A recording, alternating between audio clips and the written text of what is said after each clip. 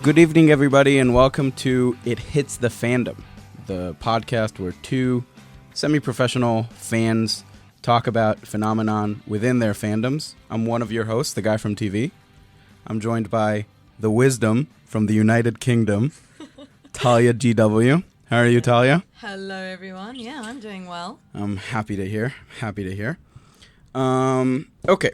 So basically, if you've never heard this podcast, which you probably haven't because this is the first episode ever, each of us brings one topic, which is usually is going to consist of something that is happening in one of our favorite fandoms. And then we're going to talk it out. And then that's about it. So I want to start. That doesn't sound too promising. Well, you know, it's going to be interesting. It's going to be cool. You're going to get excited. I'm trying to set expectations. Call in and say what you have. You know, if I want, like, if people, like, get ready there's going to be, like, a couple of topics, and then they're going to talk about them a little bit, and it's going to be, like, the super exciting, cool thing. They're going to be, like, super excited, but if I say this is going to be, like, the best ear orgasm you've ever gotten, and they get, like, two people talking about stuff, not as exciting, I think. What do you think? Okay, all right then. But definitely, it's gonna be fun. It's gonna be cool. It's gonna be amazing. I don't know. I'm just, it's 8:30. I've been up since 5.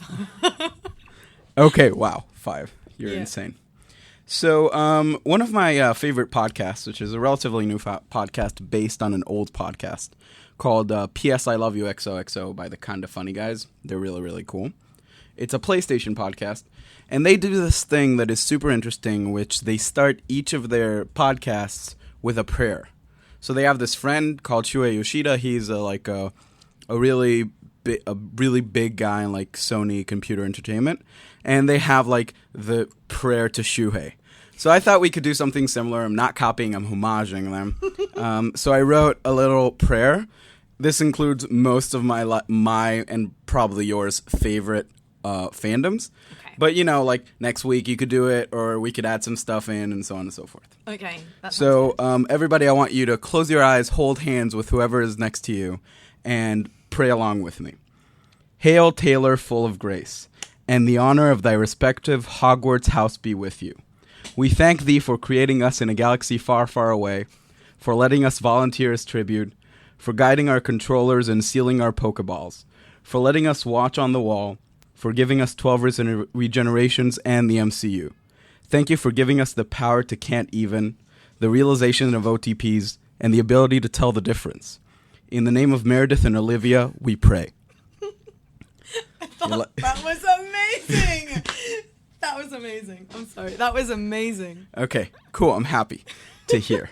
Okay, so I'm going to start with my first topic.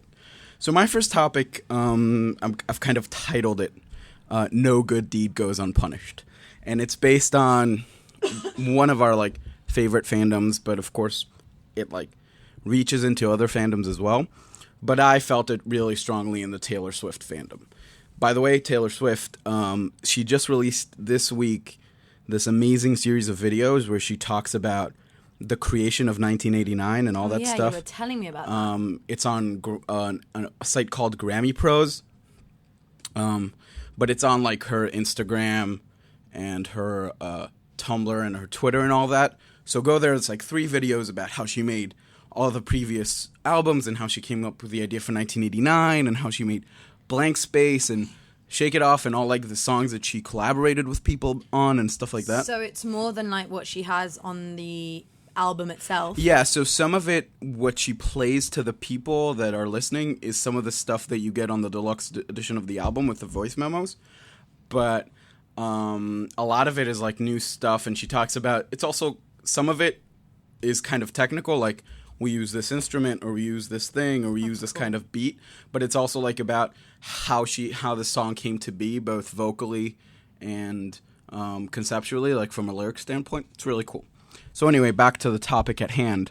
So there's something that came up in the Taylor Swift fandom, and it's a really interesting phenomena, and I'm kind of, like, I don't really like it, but I'm kind of was a part of it, like, just emotionally, kind of. So it's something that is kind of a symptom of modern day celebrity fan communication. So modern day celebrity fan communication is really a lot about access. So like fans of, I don't know, Michael Jackson or Madonna when they were growing up, like when they were becoming big or when they were like at the peak or whatever, the biggest kind of access you had to them was like read a news article about them or an interview with them in a magazine or whatever. Or go to a show. Well, when you go to a show, you don't get access to the person, like understanding what they are, how they think, all that stuff. Yeah, but you kind of feel like you're connected to them more than other people because you're like seeing them in life, I guess. Yeah, definitely. And then, yeah, you're right, I guess. But what I'm talking about is kind of like the fact that we can completely quote unquote access people's lives. Yeah. And you know, the reason Taylor Swift is the one that brought this up is because she kind of feels to me like the ones who does this like the best or at the biggest extent. Like she follows people on Tumblr and then she sends them like Christmas gifts with things according to what they put on Tumblr, and she posts things to Instagram, and we all know her cats and we all know her mom and her dad. Like she posted about her mom's cancer on Tumblr, and her parents come to all the shows because they kind of become this thing through all these things. She also comments like on and she Instagram comments for people, like they write all sorts of problems they have in their life, and then she just gives them advice and stuff. Yeah, so she would comment and reblog stuff either about herself, like this is a funny thing I came up with that is related to Taylor Swift, or like someone wrote, I don't know which tie to wear to prom, and she wrote, oh, you should definitely pick the bow tie or something like that. So she's like, you get a ton of access. And then in the shows as well, you get a ton of access because a lot of people are called back to what is called Loft 89 to meet up with her. She kind of doesn't do, as far as I understood, because I researched it, because I went to see her, she doesn't do paid meet and greets. She does meet and greets mostly for charity. So if you donate a lot of money to charity and to like fans who are at the show who are like dressed interestingly, or she knows you from Tumblr or something else. Mm-hmm. And this kind of creates this really interesting kind of almost a class system within the Taylor Swift fandom, which is super interesting to me because I was kind of a huge part of it, like a huge part of like the class warfare, quote unquote, of it. Which is you have various levels of Taylor access that you've gained within the fandom. And of course, this is like the hardcore people and like the people who are not just fans of Taylor Swift, but are fans of some of Taylor Swift's fans. You know what I mean? Yeah. You have like various levels of access. So if she liked a post of yours, or if she blogged a post of yours, that's higher, or if she followed you, or if she talks to you like on a regular basis, or if she sent you the Christmas whatever, or if she called you back to the show and stuff like that. And a lot of people, and I remember reading this, and this was coming up to when we were supposed to fly to Germany to see the show. A lot of people were talking about how they were disappointed at the show because they didn't get called back to the Loft 89 because they knew that was a possibility. First of all, that's, I think, a very interesting thing psychologically, because you haven't been to the show, but you've seen like some of the videos, but I've been to the show. It's one of the most amazing shows ever. Like, I think even if you don't like Taylor Swift, or you don't like her songs, or you don't know her songs, supposedly, I think you'd enjoy it because it's like this amazing spectacle where like crazy stuff happens all the time. I almost said shit, but then I was like, should we curse on this podcast? And then I was like, no, we should definitely curse on this podcast. Fuck it. So anyway. So I don't want to go completely nerdy on you and geeky on you, but more nerdy. But basically what you're going to say is that it's so amazing, so how can you ever be disappointed from this kind of show? Well, actually, there is this psychological trigger that's called loss aversion. Sorry, I have to be like nerdy for a second. Like you guys don't know this, but like whenever we have a conversation, Talia, it's like part of her job or whatever. So she goes so deep into tangents about the psychological triggers, like, oh, that's a nice commercial. You know, they're using these and these and these psychological triggers to make you feel blah, blah. Okay. That sounds terrible. But I'm what sorry. I wanted to Go say ahead. Is that in life, we actually, like, I'm trying to think about how to say this, but in general, the feeling of loss hurts much more than the feeling of gain. So, like, I would much more not lose something than gain something, because if I gain something, okay, I have it, but psychologically, when you're about to lose something, you get more emotionally about it and you get more upset about it. So it's more, I'm explaining this so badly, but basically, yeah, I get what you're saying. What I'm saying is that we judge like losses much higher than we judge like gains. So we'd rather like, when we have like ads where it says, you only have 2 days left, that's when you're like, oh, I can't lose this, I have to get it. Even though if it was just out there, you wouldn't just get it. So you supposedly, what you're saying is psychologically, we're more scared or disappointed at missing out something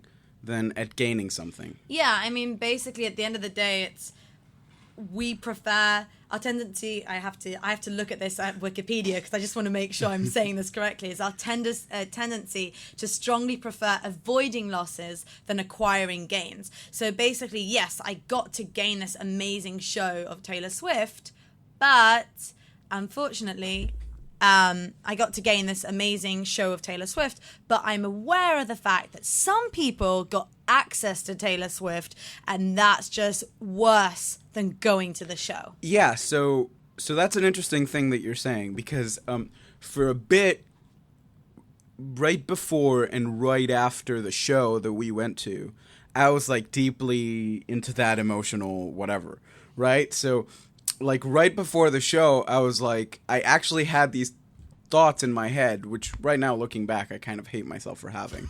But like these thoughts in my head of like, because it starts as like this really positive thing of like, what if she calls me backstage? What if I get to meet Taylor Swift, That is super awesome because it happens. It happens to like random people. And then it's like, what if she doesn't call me backstage? Then you're kind of like realizing the fact that, what does that say about me? Like, did I not dress well enough for the show? Am I not big enough fan? You know what that reminds me of? Yeah. I'm just happy to be nominated. Oh, yeah. Well, that's right. That's right. But like, because my head is my head and it works in really mysterious ways. A lot of different things come into play in there. Like, I paid a lot of money to go to the show, and I actually flew. Like, I actually traveled to go to the show. I didn't just leave my house and go to a show.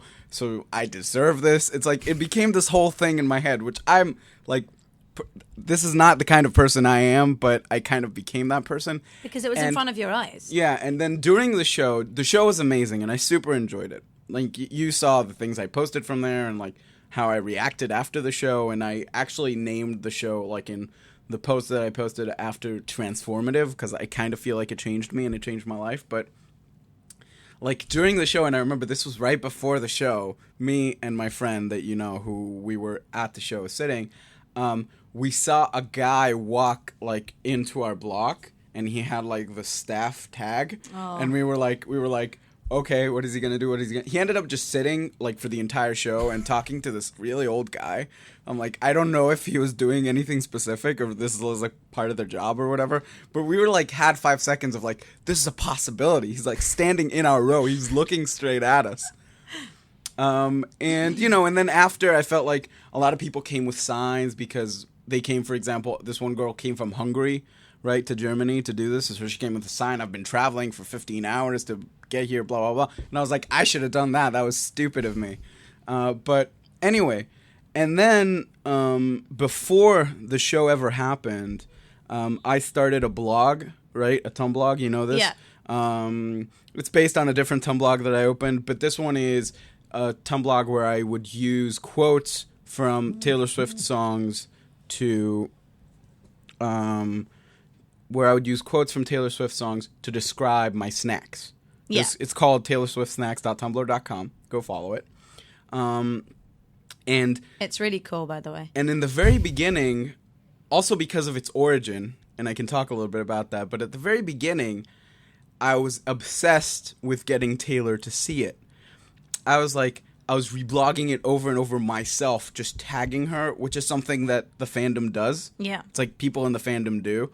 And because I was obsessed, because I was positive, as soon as she's going to see it, she's going to love this shit, right?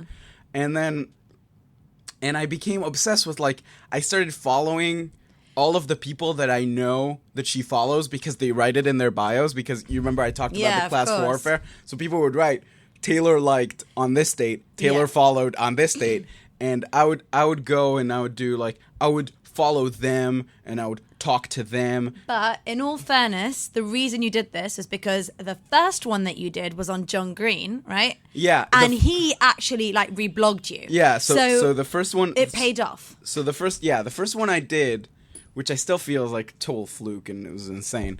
The first one I did was I used quotes from my favorite author, which is John Green, to describe my meals at McDonald's. It's called John Green McDonald's. Go follow it. And then one day, John Green like reblogged one of the blogs, and it became like had 400 followers when it started, and I had 11,000 followers when it was over. And like that particular blog post that he reblogged got like 20,000 notes or whatever. Yeah. And definitely that was part of it, but it was also part of it. Back then, even more than now, she was super active on Twitter. Because it was kind of in the beginnings of the tour. Like now she's like super busy with the tour and everything, so she's like a lot less active. But yeah, as if I know. Yeah, that's the reason she's not active, because she's like my best friend. This is part of the problem, kind of. Yeah, but how mad are people at that? Like the fact that she's not. So I don't know. Like I've seen people outright get mad at not getting picked to go backstage, and I've seen, and this is the more interesting bit.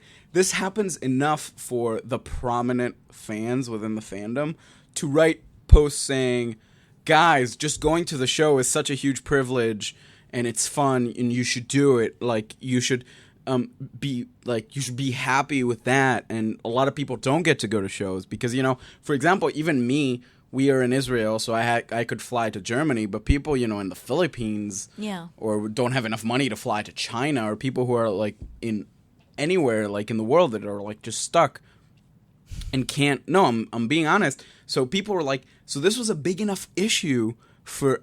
I've seen several posts talking about, guys, you shouldn't feel bad for not doing it.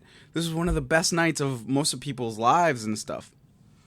And I was feeling kind of, when I was managing that blog, I was feeling kind of, I'm putting a lot of effort into this, and it.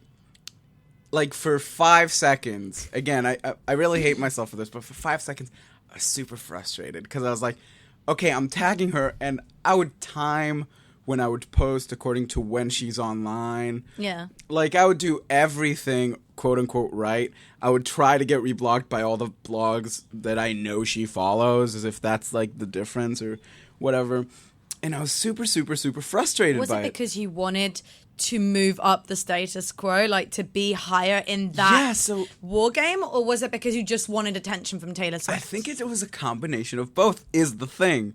Like, when I came up with this topic for this show, which is like, this topic is actually the reason the show originated, like the podcast. I came up with the idea for the podcast as part of like coming up with this topic of talking about it, because I really thought, when I did the John Green thing, I really thought it was about, let's just send funny things out to the world, It's like people who understand John Green or who know John Green are going to like it. They're going to get all the funny puns that I'm making. And that would be that. And as soon as you reblogged me, it kind of almost changed to something different. Like, after he reblogged me, like a couple of days after, I checked and he didn't follow me. And I was like kind of bummed out by that. It's like, because, and maybe it's that, it's like, I'm happy I'm having this conversation with you, because maybe it's that emotional trigger you talked about, or psychological trigger, or whatever you want to call it. Because it's totally that. Because I had it, and I was happy about it for about 2 days. And I'm still super excited about it, but then it was like, oh, but he didn't follow me, so he's not going to see all of the super funny stuff I'm going to do down the line. And I only have 11,000 followers. That's not really that much, and all that stuff. And with Taylor Swift, like, whenever like people would reblog and say, Taylor should see this, because that's something that people do and whatever. Yeah. I would be like, I put so much time and effort into this. There was one where I made a parody of the posters that they had for the Bad Blood with a Snickers bar. Yeah. And I was like, this has got to get her attention, because like she reblogged like 5 different parodies, like with Ed Sheeran in it and Beyonce in it and all that shit. Yeah. And I was like, no, this is gonna, and she didn't, and I remember I almost had like a little crisis because I was like, why is she reblogging all of this like people's stuff? And then when I wrote the blog post summarizing my experience at the show, because a lot of people did that, and she reblogged and talked about a lot of those people, it got so little traction. Like, it got 25 notes, and like the average on the blog was like 100 and something or 200 and something. Where I got like, I'm like, guys, come on, I'm like pouring my heart out. Why can't you get Taylor to see this? So it was like, I was angry at the fandom. I wasn't angry at her, but I was like, but to your question that you asked like 5 minutes ago, I think it was a combination of both. Because at the very beginning, I thought it was about getting noticed by Taylor, right? Because we all love Taylor and she's amazing and blah, blah, blah, blah, blah. And I'm not going to have the she's not that amazing conversation because you're not the one. Do me a favor. Yeah, exactly. Come on. But it was also to get up the ladder. It's like... So I have to say something, like, you're not alone in this. Yeah. So I didn't have that with Tay-Tay, I'll call her. But I did have this momentarily, like, glitch in the, I don't know what, like... In the Matrix. Yeah, I was going to say the Matrix, or like, this is different fandom, or completely different. But, so there's this guy... Do you understand that Matrix references are like 16 years old I know, now? that's why I didn't want to say it. I was like, when we get 13-year-old fans, they're not even gonna know what we're talking about. That's why I didn't want to say it. I was like, no, I don't want people to know how old I am. Anyway, Talia is actually 60. All 60-year-olds, by the way, automatically start talking with a British accent. Of course. Talia is actually from Omaha, but as soon as you reach like 55 years old, you automatically get a British accent. They never tell you that, but that's how it is. So anyway, there's this guy on YouTube who is like amazing. His name is Swoozy. I've been following him for... His name is Susie or Swoozy? Swoozy. Okay. Now, if you aren't following this guy, you are just insane, because he is so funny, so genuine. He's like amazing. And he's also like really good looking, and he's just really, really nice. And he does these really cool animations. And he started by... basically, he was a Disney employee, so he did like this whole cartoon thing about how it is to be a Disney employee, and he's exploded, and he's absolutely amazing, and he really does do stuff from the heart. And most of the stuff that he writes about and like talks about in his YouTube channel is just like about girls. So I've basically been kind of following for about a year or a year and a half now, and I love every video he's done. And then, I don't know why, but like a month ago, I decided to tweet one of his videos. Now, what I was doing is, even though I've watched all his videos, I spent the whole of Saturday, like from 8 o'clock in the morning till 8 o'clock at night, just watching all his videos again, which was insane. Mm-hmm. But I tweeted something about it, like, Saturday, watching all of Swoozy's videos again, why aren't you doing that too? Like a video or whatever, or an image. And he retweeted me. Okay. And this is the point. He retweeted me, and I got like so many favorites and so many like retweets. And I was like, oh my God, this is insane. Now, I didn't really care about the favorites and the retweets, because my Twitter account is more like a business account anyway, and I tweet more about what I do. But the fact... Non-stop tweeting about what you do. Thank you. Really relevant stuff and cool stuff. But the fact that he noticed me was just insane. Like, he noticed me, and then the first thing I did is I DM'd him. And I was like, I want to DM, this is a really cool guy. I want to get in. Was it on something the dirty? It wasn't something dirty. Because one of the first things you said was like that he's super attractive. He is super attractive. So I'm like, was it something dirty? So no, it was not. It was basically, and I'm going to read this to you, okay? One of his videos talks about the fact that he's a Gryffindor. Okay, so... I don't like him already. Exactly. So I said, okay, you're a Gryffindor. You know, I can somehow accept that as a Hufflepuff. But I said, however, this will decide if you're okay or not, Batman or Superman. And he never answered. And that was me just like... I kind of want to unpack this for a second, because if we go deep into what you did... There was this guy who's like pretty amazing, and he's like you said Vine, right? He's a No, Vine? he's a YouTuber. Oh, he's a YouTube star, so he probably has like a super active Twitter account, right? Yeah. And he retweeted you, and you got all these favorites, which is cool. Something similar happened He's to not me. that super active. Like, he's got a ton of, No, I'm followers, guessing he gets like a ton of like mentions and stuff. And something similar happened to me with the guys from PS I Love You XOXO. The guys are kind of funny, and that was really cool. Then what you did was you DM'd him, which is cool. I get that. But then you automatically, the first thing you did was insult him. No, I didn't. You're like, oh, okay, you're a Gryffindor. I can handle it, I guess. No, I was like... As if he was like no. asking for your approval. No, what I said was, okay, you're a Gryffindor. As a Hufflepuff, I guess I can accept that. However, Batman or Superman? No, I get the Batman or Superman question. You know my go-to pickup line on dating sites. That was actually, it was a reference to you. So. It's Spider-Man or Batman, quick Spider-Man or Superman, because Spider-Man is kind of different than Batman. But anyway. Let's not get into that. Yeah, that's one for our next podcast. And then he never replied, and that bummed you out. So exactly, so you know how I felt. I was like, dude. And then like I like a week later, what I did is I did another tweet about it, and he favorited it, but he didn't retweet. And I was like, dude, you know what?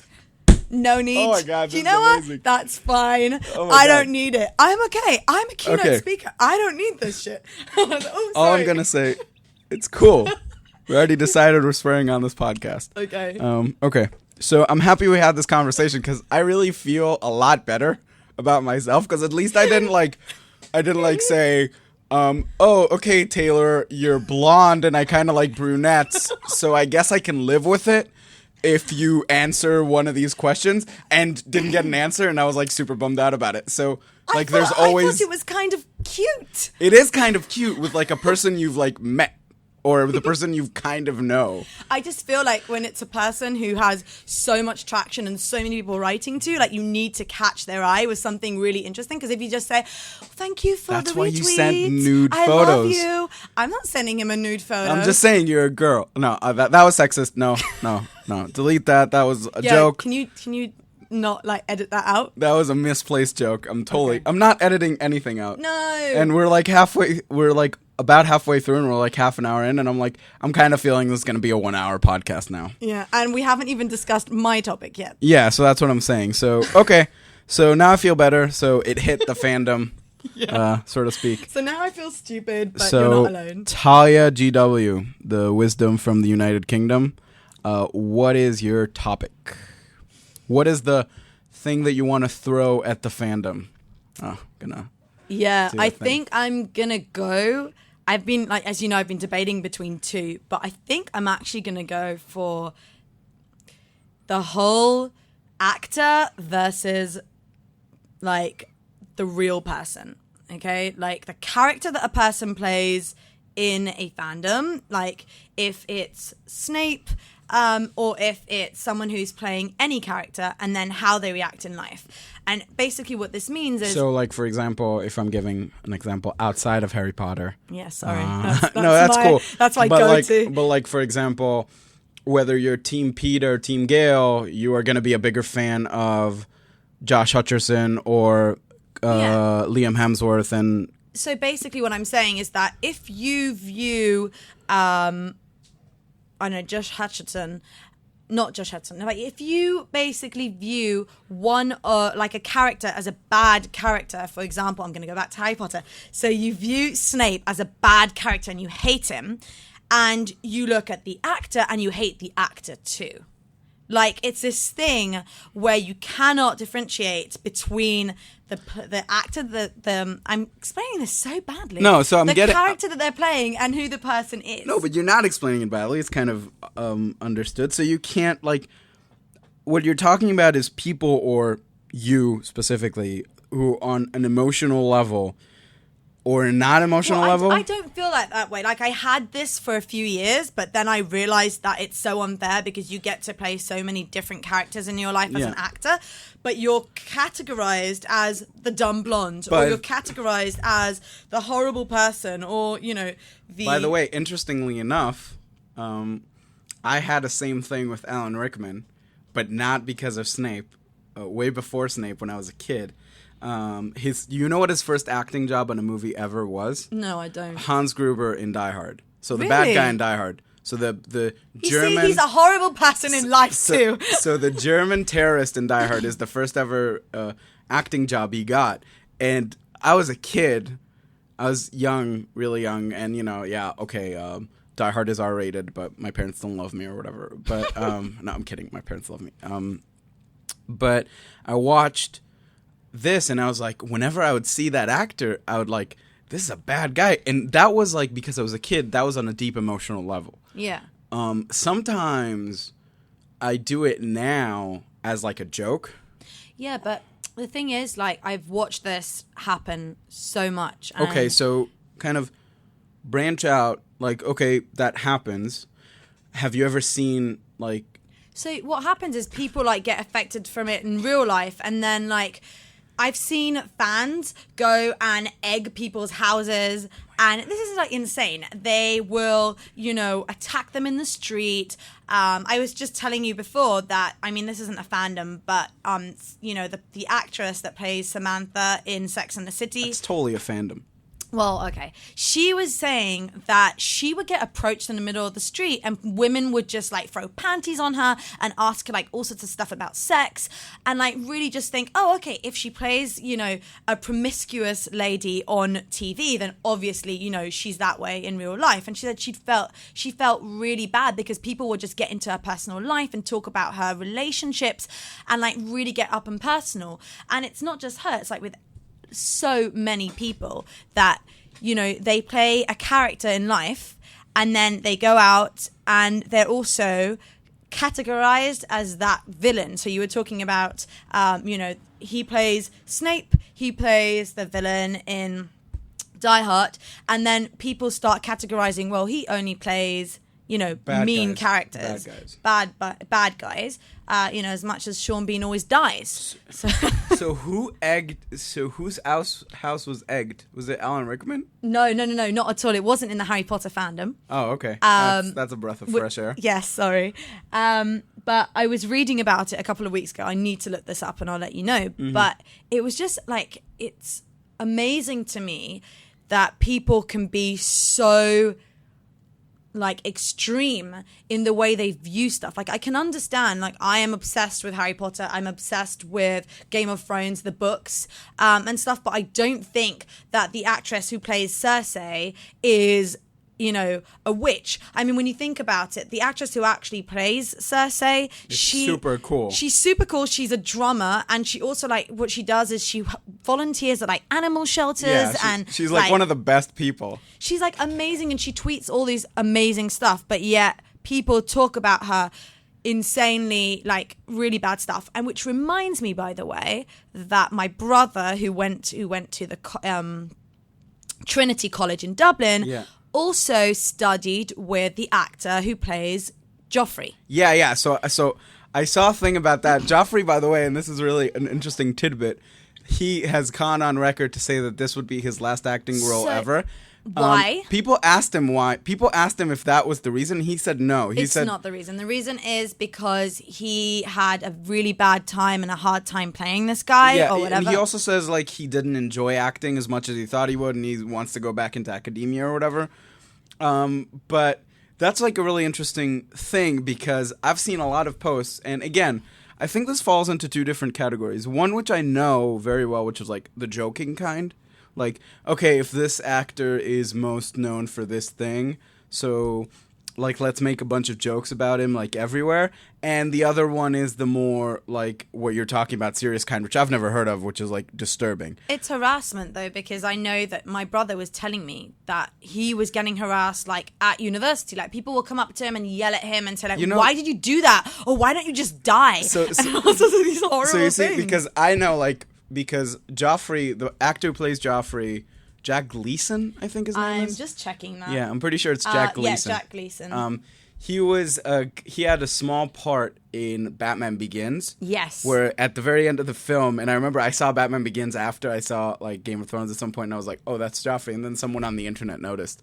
And at the very end of Batman So Begins. first he noticed, and then someone on the internet noticed. No, Just someone so on you the know, internet guys. noticed and then did a thing, made a thing. At the very end of Batman Begins, Batman saves this boy, and he even tells him something about, like, go do something great with your life, or I think so, or that could be just the meme. Doesn't he play the?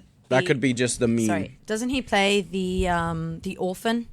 Yeah, so there's an orphan. Plays the Yeah, orphan, in Arkham. and then he comes and he turns into be like Robin or something, right? No. That's Joseph Gordon-Levitt. Oh God. We're talking about Batman Begins, not Right. not The Dark Knight Rises. Anyway, and someone made this thing on the internet where where Batman supposedly tells him, go do something meaningful with your life, and then you see a picture of, like, Joffrey on the throne and says, I will, and he looks like an asshole because that's how he looks on the throne. And, you know, I've seen a lot of these kinds of posts everywhere, and I kind of do it sometimes as a joke. Like, once I was watching The Nanny Diaries, which is a kind of silly, kind of fun film where it's basically a romantic comedy with some other drama stuff into it, where Annie, who is played by Scarlett Johansson, it falls in love with, I don't remember the character's name, who is played by Chris Evans. So I took a picture and I tweeted it out, and I made a joke about how, so this is how Black Widow and Captain America met, or something like that, because they are most, and I think forever will be, or in the near future will be, like, most characterized as this Black Widow, this is Captain America. Which, by the way, also I remember reading an IGN post where he said, this is probably going to be my last major role. Yeah. Where he wants to go into directing or whatever. But that's unrelated. That's unrelated, but it happens to a lot. So these kinds of jokes and whatever, I make a lot of the times, in a lot of my favorite fandoms, Hunger Games, as I mentioned, and stuff like that. Choosing between Liam and Josh and all that stuff. But serious stuff, that's like... But that's what I'm talking about, that it's just like... Even I get the jokes, like, of course it's funny or whatever, but you see, like, teenagers 13 to 16 who can't make, I'm not talking about, okay, we're like an elder group or whatever who have seen many things, we know stuff, we can say, okay, here's an actor and here's the character that they're playing. But when you look at even if we take One Direction, or we take music, for example, Justin Bieber, all sorts of really, really famous musicians, there are huge fandoms of them, like 13, 14, 15-year-old girls, obviously, who would really, like, give their life, take off all their clothes, like they would go insane just to get attention from this guy. Yeah. But, like, if you read on the news, which, by the way, a couple of months ago, we went to the Backstreet Boys concert, was filled with 30-year-old women and 20-something-year-old men like myself. And I think every woman, like, married and with kids and whatever, every woman in that stadium would have, like, okay, AJ wore a t-shirt that says orgasm donor, and I think almost every woman in that stadium would have taken him up on his offer. I'm just saying. Not me, I'm more of the Brian guy, but whatever.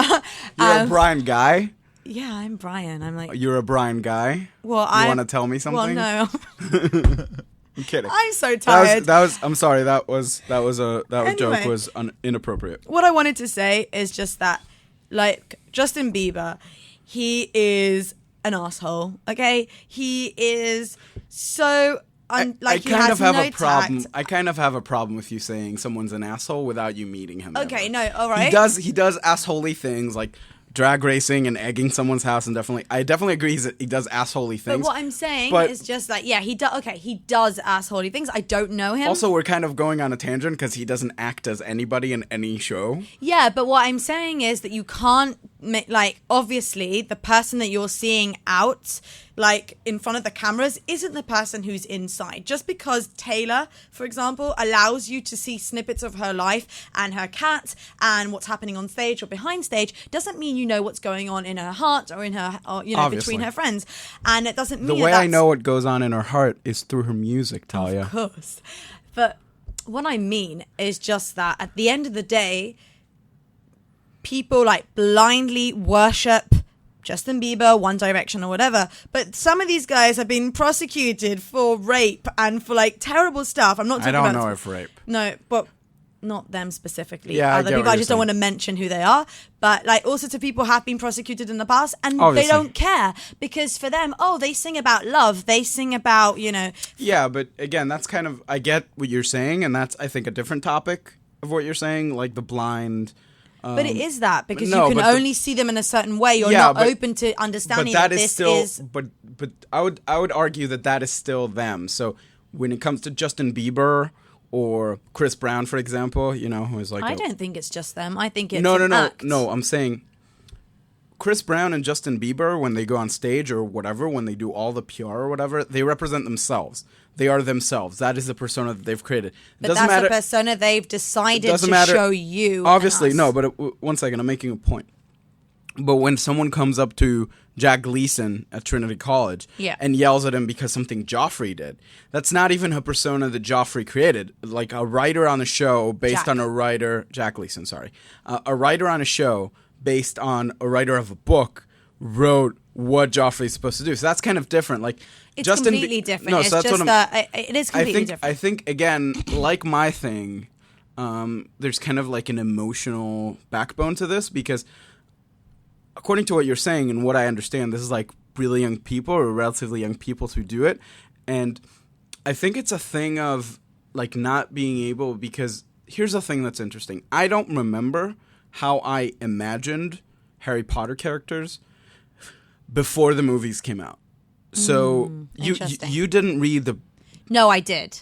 You read the books. I read the books, yeah. But I don't remember. Like, because so many years. Because when I read the first books before the movie came out... I don't remember how I imagined I was like in 6th grade or 7th grade or whatever. So I don't remember how I imagined them before. So I think if you're super young... And you have such, and we know, like with book characters, you have like such a deep emotional connection. And I can kind of get it from a different standpoint, like from a positive standpoint. I had a huge crush, like full on crush on Jennifer Lawrence. And, she's cool and she's awesome and she's like super adorable and all that stuff. But like at the very beginning, before I even knew like anything about her or whatever, I had a huge crush on her because she played Katniss. And I was so emotionally connected to Katniss, and I was so like in love, quote unquote, with Katniss. Yeah. And I read the Hunger Games books after I saw the first movie, and that was a part of it. But would you be able to? Well, you probably would, but most people wouldn't be able to accept. Like, if you found out that she was a terrible person or whatever, could you make that difference? Yeah, but again, that's a different thing. But I think if I was 13. At the time that this happened, I would be a lot more deep into this crush on Jennifer Lawrence, even though it's super pathetic. So on the other end, I would get it if someone who their entire life, Alan Rickman was Snape, right? Since they existed, right? Because those people exist, talking about feeling old. Well, we're going to talk about, Snape at a later podcast. No, obviously, but what I'm saying specifically is... And then they can't, like, on an emotional level, because emotions are so visual, like, they're kind of a visual thing. That's why movies can be so emotional. That was a stupid sentence, but never mind. On an emotional level, they can't separate that visually. So whenever they see this face, they have, like, this deep emotional connection, this deep emotional reaction. And because they're younger or whatever, they have less, like... oh my God, what's the word? They have a harder time stopping themselves from like acting on that emotional trigger. So that, by the way, they're not alone, because Daniel Radcliffe has said multiple times that while he was growing up, they would have to study while waiting between scenes, like him and all the rest of the children. And they were saying that whenever Alan Rickman stepped into the room, like everyone would just like sit up straight, and it would be like, because they, for a second, they'd forget that he's just like playing an actor, and he was such a nice person, and it was just like that kind of to me makes sense more, because if you think about like when you're filming a movie, like you do tons of scenes over and over again. So let's say you're doing the first film, right? And there's the first scene, the very first time that Snape meets Harry, where Snape is a complete asshole, basically. So think about... When is he not? But in that instance specifically to Harry. So think about, like, if you had to do that scene, like, 30 times in a row, right? some of it is going to have to rub off on you. And I remember reading about, this is related to that specific point. I remember reading about people who were on set with Jack Nicholson in A Few Good Men, who were like they were as afraid of him as like soldiers would be of a real admiral. And because he's also like, and I think Alan Rickman is the same because he's like a really good actor. Yeah. Jack Nicholson would be so deep into his character all the time that like you'd feel like you talk to this like really, really, really scary guy, right? So, and I think Alan Rickman is the same. And by the way, that reminds me, Helena Carter, she played Bellatrix Lestrange. Oh, Helena Bonham Carter. Yes. And by the way, Tim Burton's wife. Yes. And that's why she's in all his movies. So I wanted to say that she has an interview where she talks about what she would do to her children when they were young. So her children would have friends over, and when they like piss her off, she'd put on like the sound and the voice of Bellatrix Lestrange, and she'd say like she'd hold up a wooden spoon and say, "I'm going to curse you," in her like voice, and all the kids would just run out screaming from the room because it was just like a way to kind of get them all, you know. Because you kind of get now. Because I remember, for example, when I was a really young kid and I heard that they canceled Family Matters. Oh, that was so depressing. Or even better, when they canceled Fresh Prince, right? Fresh Prince of Bel-Air. One of my favorite shows ever. Will Smith. I remember talking to my friend, my brother at the time. He's still my brother. At the time I spoke to him, but he's still my brother. And he said, well, the reason he quit is because he didn't want to be characterized with this one character. And he said something super interesting, Will Smith. He said something super, super interesting when they were coming up with the show, because he was an executive producer on the show from the beginning, because he had like a musical career or whatever. Someone told him, and I don't remember who it was, he told him, whatever you name this character on the show, this is what people will call you for the rest of your life. Yeah. And that's why he named him Will Smith, because that's his name. Yeah.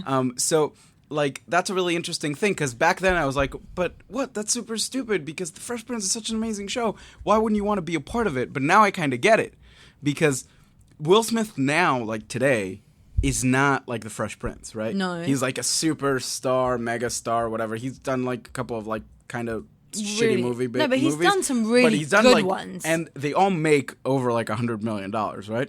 Yeah. So like, no, that's like a tested thing. I remember. What I wanted to say actually is that as contrast, Ed O'Neill, who played Al Bundy. Yeah.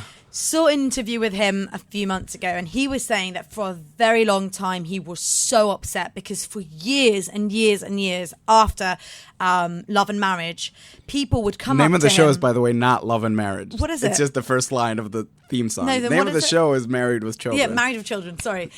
So for years, after years and years and years after this, like 15, 20 years later, people still come up to him in the street and call him Al Bundy. And he would be so upset about it because he'd say, I'm not Al Bundy, like I'm Ed O'Neill, I'm not that guy, I'm not that chauvinist guy or whatever. And he'd get really upset about it. But he was talking about the transformation that he went through because years later he realized, that's how people know you. This is how people remember you, and there's nothing you can do about it. And it really relates to what you just said about Will Smith, who was so bright to and I think to that name connects. that. I think that connects to what you said, because if we kind of dissect that thing, every actor, right, or actress has that one iconic role that everyone's going to remember them as, like the really big ones. Okay, like Jennifer Aniston. Yeah, exactly. Even like I would say outside some really, really big actors who've done like a lot of different things, right? So Harrison Ford, but even Harrison Ford, I would say that's either Han Solo or Indiana Jones, right? Yeah. Even though he's done like he was a president in like Air Force One, he's done like a bunch of like super huge movies. Yeah, but he's always going to be remembered for exactly. So I think if we dissect that, then each character has that one thing, right? Or a lot of actors have that one thing, and then if you take it like if you are a bit younger when it happens, so you tie like a lot of emotional baggage to that one thing, that becomes like super important in your life. So I think, like as I said, if that whole Hunger Games Jennifer Lawrence thing happened when I was like 14, when I was a super emotional teenager, even though I'm super emotional now, but not to the same level, I think it would have been a lot harder to like, on an emotional level, because on a rational level, of course, but on an emotional level, like face the music that I am never going to meet this person, and I'm definitely never going to have a relationship with this person, right? Yeah. Because, so that's a thing that is, so if you flip that, I could see that happening. Like, if you flip that, I could see if I had such strong emotional dislike to Snape, which I kind of hated, but, you know, because when I was a kid, we didn't get into the really bad Snape stuff yet. We got into the he's an asshole. You should save this because we're going to be talking about this like the next Yeah, thing. yeah, okay, never mind. But I just want to say, by the way, that this is how you can differentiate between a good actor and a lesser actor. Like, if I don't want to say anything bad about Hugh Grant or Jennifer Aniston, but you'll notice that they've always played the same characters. Like, Hugh Grant just, you know, all he does is dress in a different. By the way, clothes. in my opinion, some great actors do that as well. Yeah. Like, because if I think about, I had one in my head that I was talking about like last week. Like, I think Samuel L. Jackson does that a lot. Like, he just does Samuel L. Jackson. Well, so does he does like different parts. He does different types of Samuel L. Jackson. Morgan Freeman, you were gonna say? No, I wouldn't. No, Morgan Freeman does not play the same person. Come on, like, he's one of my favorite actors. Because of this, he has the same voice, and it's not his fault. He's God. Do me a favor. He's God. No, I was gonna say The Rock. The Rock, like, I disagree with that. The Rock plays the same type of person through the entire every film that he does, and also like there's entire films where he doesn't even talk; he just shows his muscles. No, like, I disagree completely. Does. Did you see San Andreas? He is so different in San Andreas, which is his latest film. It's like the film about an earthquake. Yeah, I saw that on the plane. Okay, I think that's the first one where I've seen where he's a little different. He's so different. I'm sorry. He's so different in that compared to like the Fast and Furious franchise where he is amazing. And the Fast and Furious 7 is a masterpiece. Okay, yes. We're not getting into that either because I have a topic about that because it was fantastic. And the way they did that whole... Okay. Sorry. I disagree with that. And I also think, to be honest, when it comes to The Rock, like... because he's been doing movies for a while, but he hasn't been like an actor for a while. So I think he's just coming into his own. Like, there are entire films that he is in as a main character and says nothing. Well, I was watching one. Because it was like, because he was back then. You have to remember that in the beginning of his career, he was cast as that guy from wrestling who is in movies now. Because that's so is Ronda Rousey, who is amazing, and she has amazing dialogues, and she is like Ronda Rousey in Entourage. In Entourage, she plays Ronda Rousey though, which is fantastic. No, which yeah, is amazing, but she's like she plays herself. A god. She plays herself. Like if The Rock played himself on a movie, that would be the best movie ever because The Rock is the best person in the world. How do you know? I don't know, but you know what he did? There's a super fan. This is a complete tangent. I think we're done with your topic, so let's move on. There's a guy. He's called Nick Mundy. He's super cool. I super identify with him. We have to go back to the beginning of the podcast and just count the amount of subjects we've jumped to. Like, whatever. Who cares? This is a conversational podcast, as they say. There's a guy called Nick Mundy. Okay. And he is on a podcast called Movie Fights. Really, really good podcast, right? And that podcast is part of like a really, really big YouTube channel called Screen Junkies and blah, blah, blah. And they've been doing stuff with The Rock for a while, like skits and shit like that. And they've, quote unquote, become friends.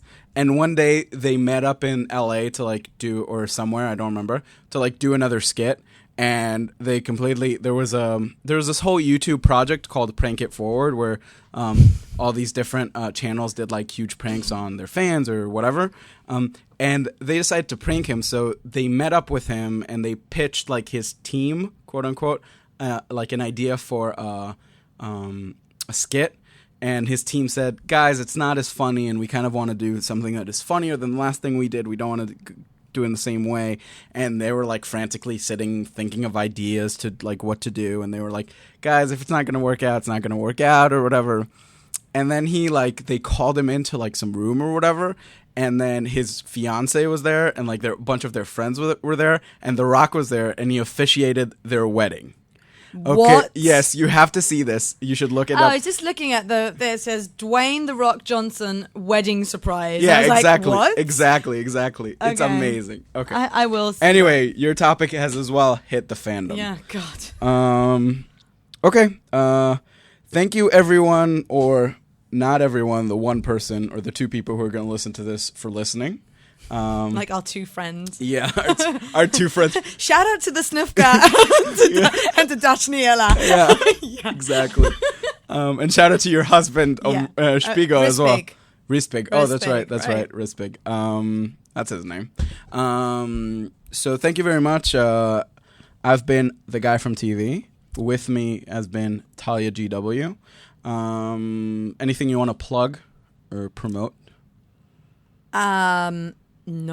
I don't know. So as follow us on Twitter? I don't know. So no, personally, I would like you to follow me, John Green McDonald's at tumblr.com, TaylorSwiftSnacks.tumblr.com, and the guy from TV on Twitter and Tumblr. If you want to follow the show, be sure to follow It Hits The Fandom on Twitter, Tumblr, and SoundCloud. If you have any questions, comments, suggestions, or hate mail, you can send it to It Hits The Fandom. You can send it to ithitsthefandom@gmail.com.